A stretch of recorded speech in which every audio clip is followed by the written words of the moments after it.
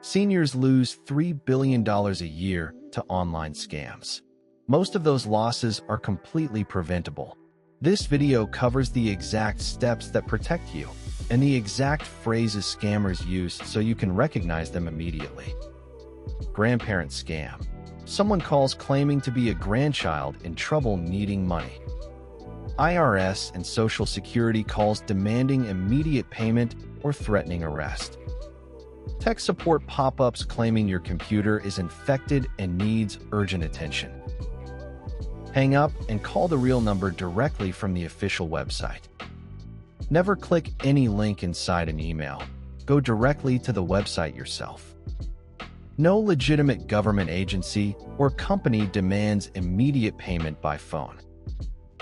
3 random words plus a number. Coffee River Map 42. 1 unique password per account.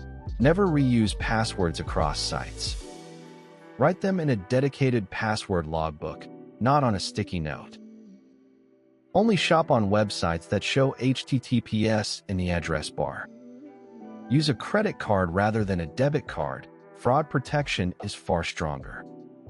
Check your statements every single week for charges you do not recognize. Most targets are between 60 and 80 years old. Scammers are trained professionals. Falling for one does not mean you are careless. A simple password logbook makes staying safe manageable and organized. The printable password logbook in the description is designed to be simple, secure, and easy to keep up to date. It makes a wonderful gift for a parent or grandparent too. Link below. New tips Monday, Wednesday, and Friday.